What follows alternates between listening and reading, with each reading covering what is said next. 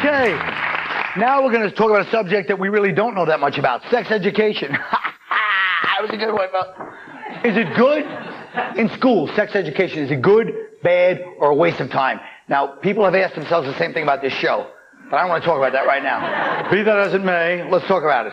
Is sexual education the responsibility of the parents? Should the schools interfere? No, you should learn it in the streets, like everything else. In the alleyways and the gutters and the cars of life, baby. Well said by a black man. Now look. The streets really have a bad rap. Will you stop? Yeah. No, go ahead. That's fine. I was just adding to this. Pointing to them. Yes. All right, let me ask you this. What do you mean by interfere? If you mean teach them absence, that's one thing. But if it's like your physics teacher taking you to the Capri Motel at 4 in the afternoon, sitting on your face until Jeopardy comes on, that's, you know, maybe they should mind their business. You know, I think abstinence is good. They should cover all that stuff, but like, you should definitely not preach abstinence. There's, you know, that should be taught as an option. But if you really preach it, that's when the kids go crazy with sex. Have you ever heard of Catholic girls? Yes, I have. Yeah, you should teach contraception and disease prevention and where to get good lube. Again. Going in, now we're talking about Catholic boys. But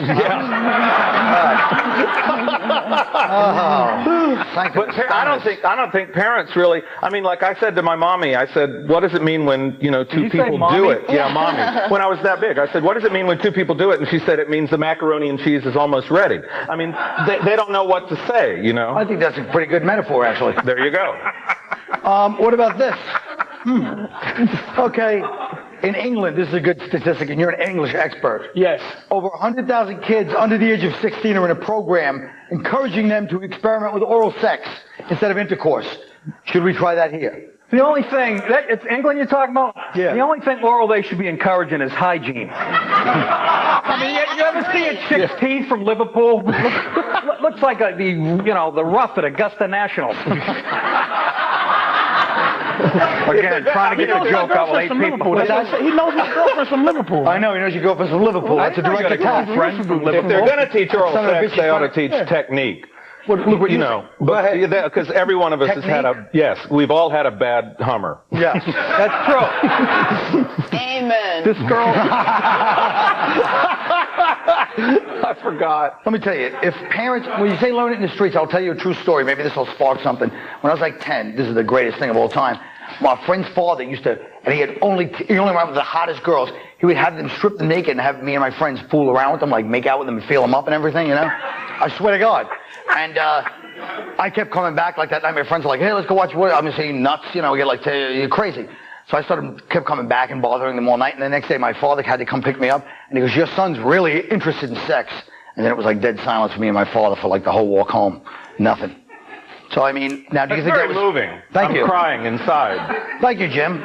Maybe you can get me one of those Lucille Lortel downtown theaters of yours. Do a quick one-man show at Barrow Street, you son of a bitch. Now, look.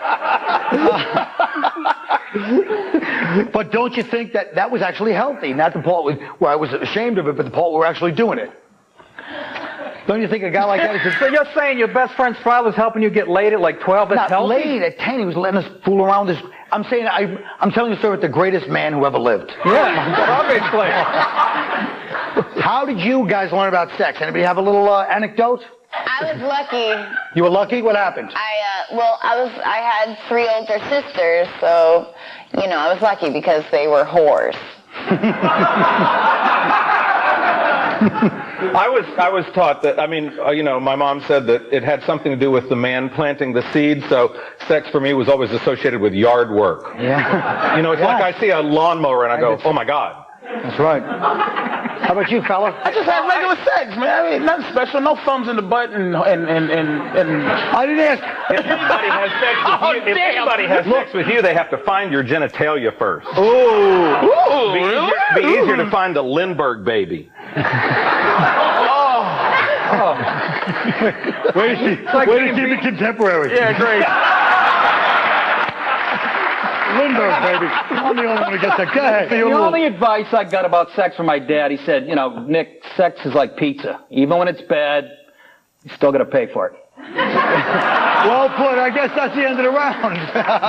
The center square today, Mr. Jim David. Yes. And we'll be right back after this.